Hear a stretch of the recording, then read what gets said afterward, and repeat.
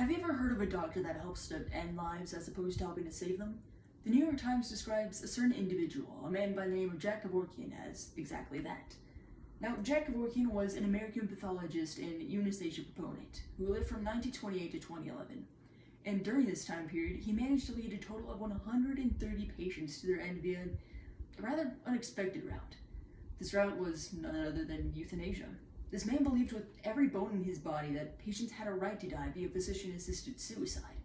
But in 1999, he was finally convicted of murder. This case of Jack Kevorkian caused national outrage and moral dilemma within numerous citizens all across the nation. Should euthanasia be prohibited? Should it be acceptable within the premise of certain special case-by-case scenarios and instances? And what about it acting as an aid in the act of suicide? Whenever it comes to this topic, there is a narrow selection of stances that you can take. Either you support the belief that people should be able to choose whenever they want to die, or you believe that assisted suicide and suicide are on an equal standing ground, and therefore unmoral. The choice to choose a stance in this discussion, it most certainly isn't an easy one by any means. I mean, there's much information backing either side. But whenever it comes to physician-assisted suicide, I see only one fit solution. I thoroughly believe that euthanasia should not be legalized whenever it comes to being used as a common practice in hospitals. In my mind and in principle, euthanasia is an equivalent to murder. And of course, after mulling it over in my mind for numerous weeks on end, here's how I came to that conclusion. First off, to start addressing such a topic, we need to start with the definition of what euthanasia is. How is it generally practiced, and more importantly, how ethical is it to euthanize a human?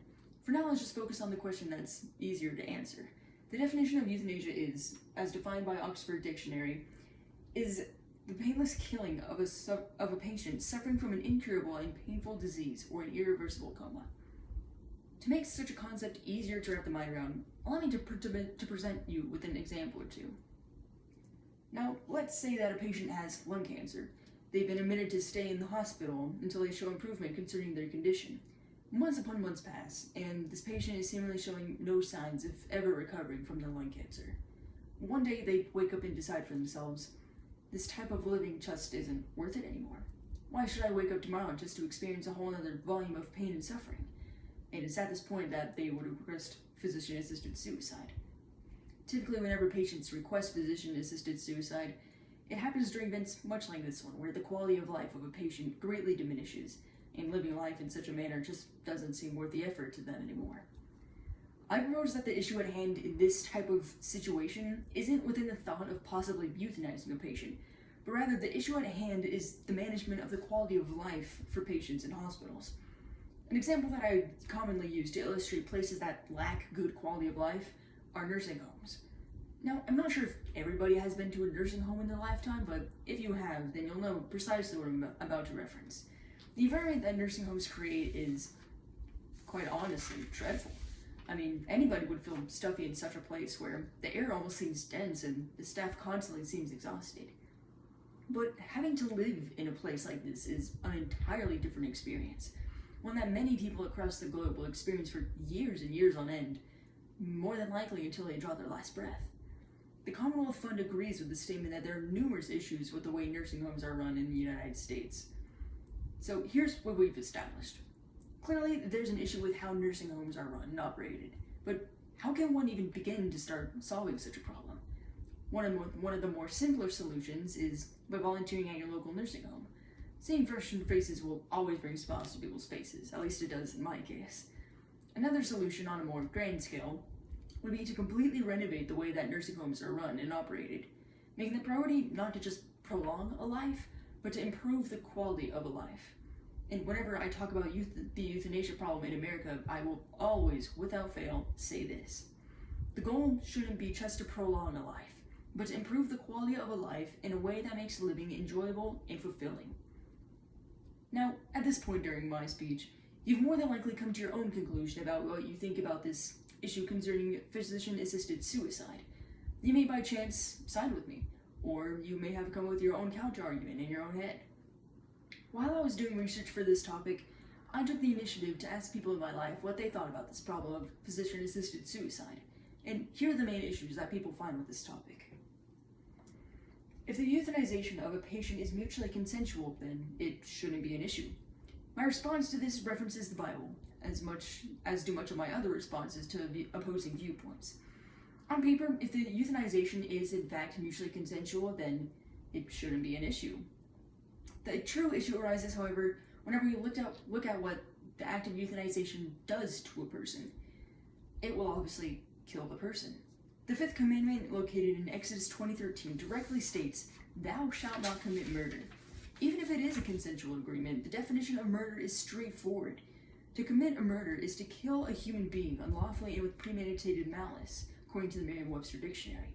But with this, you might be asking yourself, well, that definition just said unlawfully and with premeditated malice.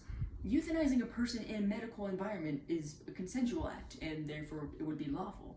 Plus, the doctor wouldn't host any malice. If anything, they're simply fulfilling their duty as a doctor to help relieve their patient of suffering.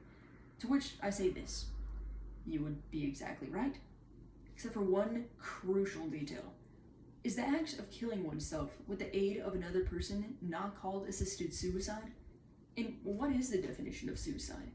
According to the Merriam-Webster Dictionary, suicide is the act or an instance of taking one's own life voluntarily and intentionally. And what does the Bible say about suicide? The Bible views suicide as equal to murder, because that's precisely what suicide is. It's self-murder. Another argument that I've directly confronted was, if a person is suffering for months and months on end and there medically isn't any hope left for them, then to make them keep on living would just be torturous for them. To which I say, medically there may in fact not be much hope left for them, but the power of God is not to be taken lightly. In Ecclesiastes 3:1-2, it states that there is a time for everything, and a season for every activity under the heavens, a time to be born and a time to die.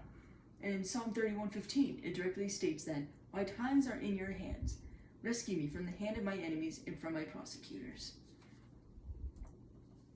Now, what makes this topic so interesting is the fact that there are so many possibilities and standpoints that you can take on whenever we talk about physician-assisted suicide.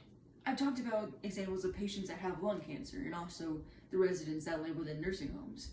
At first glance, the thought of physician-assisted suicide may seem beneficial to those who are truly medically suffering. But when we look at what the act of euthanization really does to a person, it is essentially killing another person. And even if the act of having an aid in the act of committing suicide is consensual, killing a person is still removing their life from them. The simple factor, I stress, cannot be overlooked whenever we talk about this discussion. So today I urge you to ponder this topic for yourself and to take a stand. Volunteer at your local nursing home. Pay them a visit and brighten their day. But allow me to ask you one final question. Does the definition of suicide change, even if it's in a medical environment? Thank you for your time.